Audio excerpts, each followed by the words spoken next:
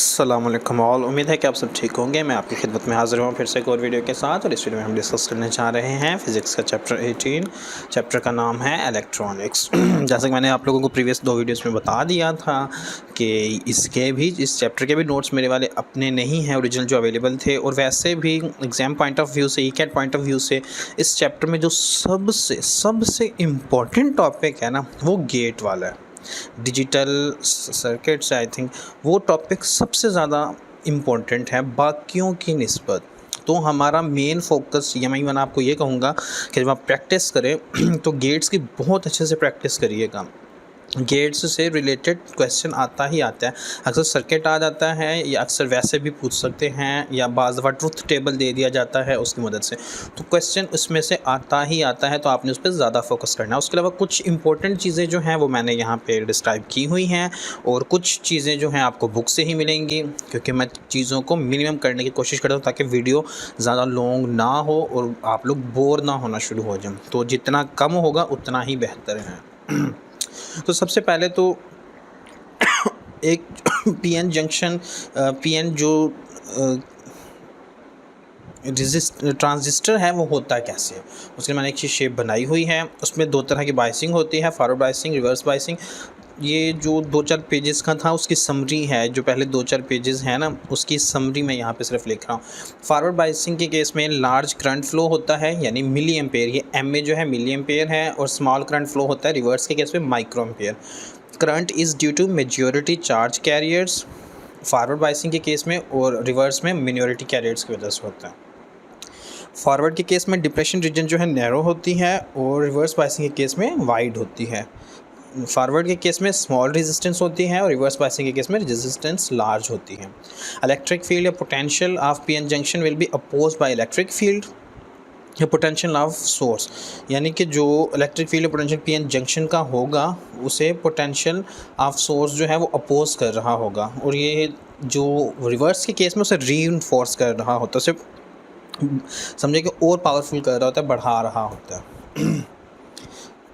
जो पहले आनी चाहिए थी चीज़ वो अब आई है। Practical name of PN junction is diode.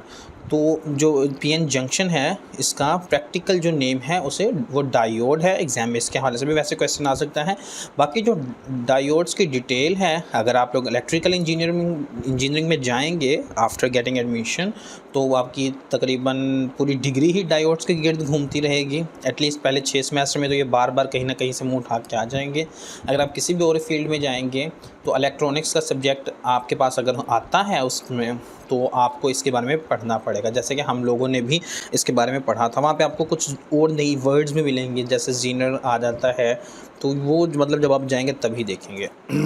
उसके बाद है कि PN injection on the basis of conventional current. PN जो इसमें करंट पास हो रहा होता है ना, वो किसकी बेस पे होता है?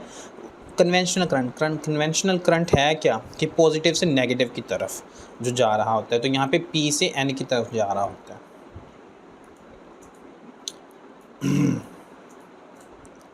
सॉरी।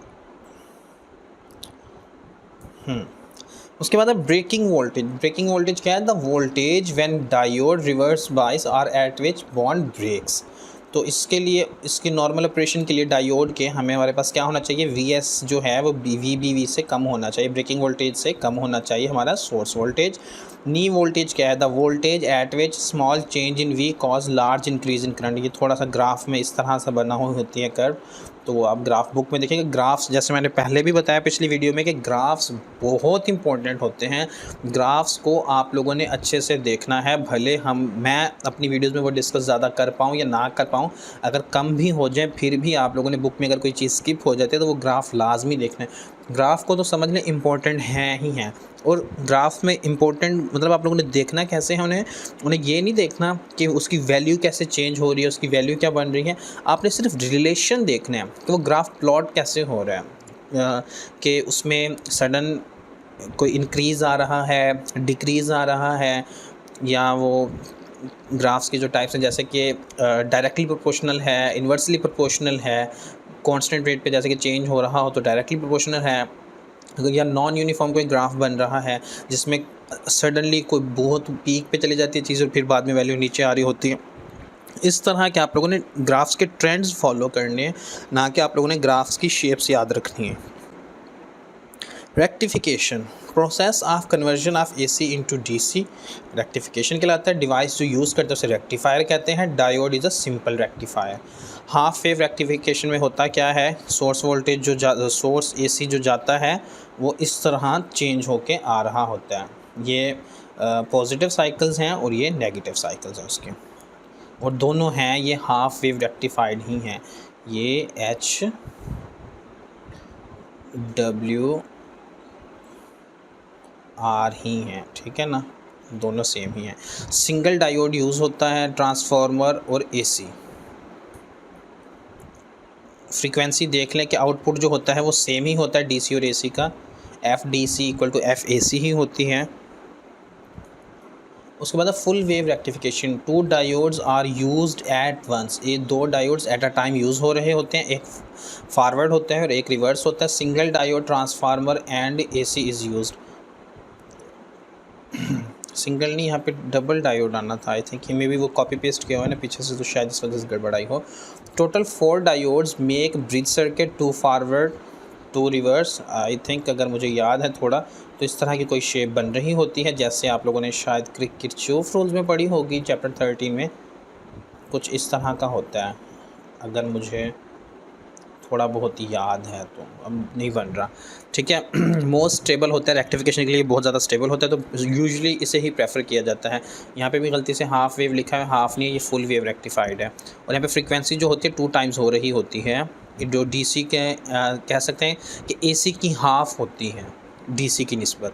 अगर इस तरह देखा जाए तो, या फिर ये कह सकते हैं कि जो DC की फ्रीक्वेंसी होती है वो AC के 2 टाइम्स होती है। उसके बाद बात कर लेते हैं ट्रांजिस्टर्स की। ट्रांजिस्टर्स की 2 टाइप्स हैं, यूनिपोलर जंक्शन ट्रांजिस्टर होते हैं, बाईपोलर जंक्शन ट्रांजिस्टर होते हैं। इसमें सिर्फ मेजॉरिटी कैरियर्स होते हैं यूनिपोलर में, और जो बाईपोलर है उसमें मेजॉरिटी और मिनॉरिटी दोनों चार्ज कैरियर्स होते हैं। एक दिखाया हुआ है आपको ट्रांजिस्टर, ये इमीटर है, ये बेस और ये collector. Collector has large size to collect large number of electrons. Emitter is highly doped to provide large charge carriers. Base is negligible small size. Register देखना हो तो अक्सर आप लोगों ने अपने टॉय कार्ड्स में देखा होगा, या कोई इलेक्ट्रिक अप्लायंस हो घर पे, तो उसमें इस तरह का थोड़ा सा बना हुआ होता है गोल सा, और उसके ऊपर कलर की ऐसे कोई स्ट्रिप्स लगी हुई होती हैं, अक्सर वाइट, रेड, ब्लैक, ब्लू, इस तरह की। या आप इंटरनेट पे सर्च कर लीजिएगा कि एक रजिस्टर की प्रॉपर शेप कैसे होती है। ये तो एक कॉन्सेप्चुअल बेस्ड शेप है ना, कि उसमें इमीटर होता है, बेस होती है, कलेक्टर होता है, लेकिन एक जो प्रॉपर शेप है आप इंटरनेट से चेक कर लीजिएगा। अदरवाइज़ आप जब यूनिवर्सिटी में पहुँचेंगे तो आपको वहाँ पर लैब्स में देखने को मिल जाएंगे। NPN is mostly useful than PNP because it has large number of conduction electrons. तो पहले तो इसमें से 2 क्वेश्चन कैसे बन सकते हैं। एक तो यूज़ कौन सा होता है कॉमनली, तो पता चल गया NPN होता है। क्यों यूज़ होता है कॉमनली, क्योंकि उसमें large number of conduction electrons होते हैं। उसके बाद है करंट थ्रू रजिस्टर। उसके लिए फार्मूला, ये सिर्फ फार्मूले हैं, सिंपली देख लीजिएगा, इन रिलेशंस को भी देख लीजिएगा, अंदाज़ा होता जाएगा। जैसे कि करंट थ्रू रजिस्टर के लिए IE जो है वो B+C होता है, यानी कि current through base plus current through collector. तो इसका ये मतलब है कि IE जो है वो ग्रेटर होता है IC से, इस तरह कह देते हैं। लेकिन ये जो ग्रेटर होता है ये ज़्यादा फ़र्क नहीं होता, क्योंकि बेस का करंट बहुत ही कम होता है, तो तकरीबन ये अप्रॉक्सीमेटली सेम ही होता है। तो यहाँ पे आगे अप्रॉक्सीमेशन लगी भी होगी, देखते हैं। करंट गेन फैक्टर जो है बीटा, उसे कहते हैं, जो सिंबल उसके लिए यूज़ होता है I0/In होता है, यानी output current by input current, collector by base. तो बीटा स्टैटिक के केस में, यानी कि बीटा DC के केस में IC/IB होता है, और AC के केस में change in IC by change in IB होता है।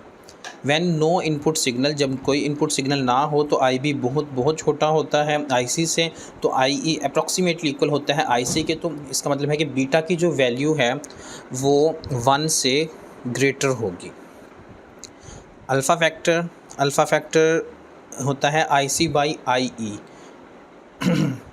अल्फ़ा स्टैटिक जो है, यानी कि अल्फ़ा DC के लिए IC/IE ही है, और सेम केस है जैसे कि ऊपर वालों का था डायनामिक के केस में। व्हेन नो इनपुट सिग्नल, जब कोई इनपुट सिग्नल ना हो तो अल्फ़ा DC होता है, जब इनपुट सिग्नल हो, प्रोड्यूस हो, तो अल्फ़ा डायनामिक यूज़ होता है।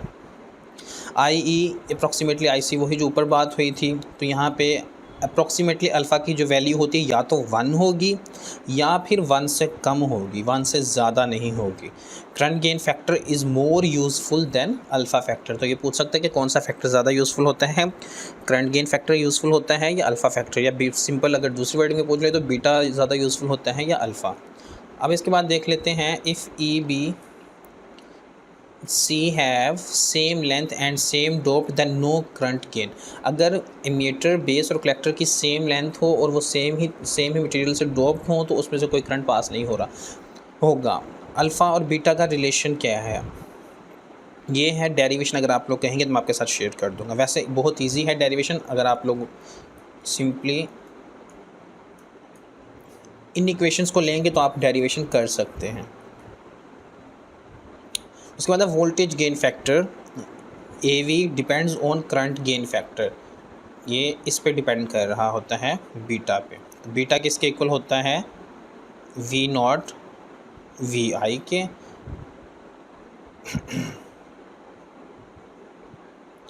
अच्छा जी, और आर आई ई क्या है यहाँ पे, बी ई जंक्शन रेजिस्टेंस है। Transistor as a switch used as a fast when V in is less than P N. जब input voltage P N junction के वोल्टेज से कम होगा तो स्विच ओपन होगा, ट्रांजिस्टर ऑफ होगा, और ग्रेटर देन या इक्वल के केस में स्विच क्लोज होगा और ट्रांजिस्टर ऑन होगा। उसके बाद लोड लाइन की डेफिनेशन है, simply line which combines both saturated and cut off region, Q point where amplification is maximum, Q point lie in active region. ये भी ग्राफ से मेरे ख्याल में पॉइंट लिया हुआ है, तो वो आप देखिएगा बुक में। उसके बाद digital circuit based on logic gates which operates as an discrete values या पैरामीटर। डिस्क्रीट वैल्यूज़ यानी कि सिंपल दो ही आंसर होंगे, या तो होगा या तो नहीं होगा, जैसे कि 1 या 0, ऑन या ऑफ, क्लोज या ओपन, येस या नो, ट्रू और फॉल्स। यानी कि इसमें कोई प्रोबेबिलिटी वाला कॉन्सेप्ट नहीं आ रहा होता है। उन वैल्यूज़ को डिस्क्रीट वैल्यूज़ कहते हैं, जो एक प्रॉपर पूरी वैल्यूज़ हों। उसके बाद है analogue circuit which operates at any value. Boolean जो एनालॉग सर्किट है ना, वो किसी भी वैल्यू पे ऑपरेट कर सकते हैं, यानी ये 0 1 2 वाला कॉन्सेप्ट इसके लिए नहीं होता। और जो डिजिटल सर्किट है इसमें बूलियन अलजबरा यूज़ हो रही होती है। बूलियन अलजबरा अब जो कंप्यूटर्स वाले हैं उन्हें बहुत ज़्यादा अच्छे से पता होगा, इवन मुझसे ज़्यादा अच्छे से पता होगा, मुझे इसके बारे में कोई ख़ास आइडिया नहीं है। तो इसमें क्या हो रहा होता है कि 1 + 1 2 की बजाय 1 आ रहा होता है, जबकि नॉर्मल अलजबरा में 1 + 1 2 हो रहा होता है। उसके बाद है जी गेट की टाइप्स। बेसिक जो है ना 3 गेट हैं, एक है नॉट गेट जिसे इन्वर्टर भी कहते हैं, एक है और गेट, और फिर है एक एंड गेट। नॉट गेट जो है उसका सर्किट कुछ इस तरह का होता है, डायोड कुछ इस तरह का बन रहा होता है। उसमें जो भी इनपुट होगा ना उसका उलट आउटपुट आ रहा होगा, यानी कि 1 अगर जा रहा है तो 0 आएगा आउटपुट, 0 जा रहा है तो 1। यानी किसी भी सोर्स के मतलब कि इनपुट को उल्टा करना हो तो हम नॉट गेट वहाँ पे यूज़ कर रहे होते हैं। और गेट के केस में क्या है, 2 सोर्सेज होते हैं ए और बी, और दोनों एक लिहाज से ऐड हो रहे होते हैं, यानी कि 0 + 0 0, 1 + 0 1। वैसे आप लोगों ने ये क्लास में शायद पढ़े ही होंगे अच्छे से डिटेल से, तो मैं सिर्फ आप लोगों के साथ ये टेबल शेयर की हुई है। आप टेबल देखें, इनकी पहचान देखें, एंड गेट कैसा होता है। ये थोड़ा सा बुक में आई थिंक इस तरह का बना हुआ होगा, शेप मेरे पास एग्जैक्टली मिल नहीं रही थी जो पावर पॉइंट में है, तो उस वजह से मैंने इस तरह बनाया। तो आप लोग देख लीजिएगा, आपकी इस शेप की पहचान होनी चाहिए। वो MCQs में ये भी दे सकता है कि आपको कोई गेट दे दे और पूछ ले कि इनमें से कौन सा गेट किस शेप को रिप्रेजेंट कर रहा है, या कौन सा गेट है ये किस शेप, या ये पूछ ले कि ये जो एक शेप दी हुई है ये कौन सा गेट है। और एंड गेट में मल्टीप्लाई वाला कॉन्सेप्ट लग रहा होता है, यानी कि 0 × 0 0 आएगा, 1 × 0 0 आएगा, 0 × 1 0 आएगा, 1 × 1 1 ही आ जाएगा, और 1 + 1 जैसे कि अभी हमने देखा था बुलियन अलजबरा है तो 1 ही आ रहा है यहाँ पे। All other gates are derived gates, NAND NOR gate, ये 2 यहाँ पे दिए हुए हैं। इसके अलावा जो एग्ज़ाम में है, अब अगर डेमो के तौर पर कहीं, वैसे हमारा जब पास पेपर डिस्कशन होगी तो उसमें हम देखेंगे, तो ऐसे एक बड़ा सा सर्किट बना हुआ होगा, वहाँ पे कहीं पे एंड गेट लगा हुआ होगा, कहीं पे और गेट लगा हुआ होगा, कहीं पे साथ नॉट गेट लगा हुआ होगा। तो आपको एक कह देगा कि इसका फाइनल रिज़ल्ट बताएं। तो उसमें क्या करना होगा, आप लोगों ने इंडिविजुअली पहले सॉल्व करना होगा, जो जो वैल्यूज़ आती जाएंगी उन्हें आहिस्ता आहिस्ता आगे लेके जाएंगे, और आपके पास फाइनल आंसर जो बन रहा होगा वो आपने देखना होगा। उम्मीद करता हूँ कि आपको ये वीडियो अच्छी लगी होगी। इस वीडियो में काफ़ी ज़्यादा चीज़ें स्किप की हुई हैं, काफ़ी मटेरियल स्किप किया हुआ है, तो आप लोग खुद देख लीजिएगा। अगर वीडियो अच्छी लगे तो इस वीडियो को लाइक करें और चैनल को सब्सक्राइब कर लें। Thank you so much and Allah हाफिज़।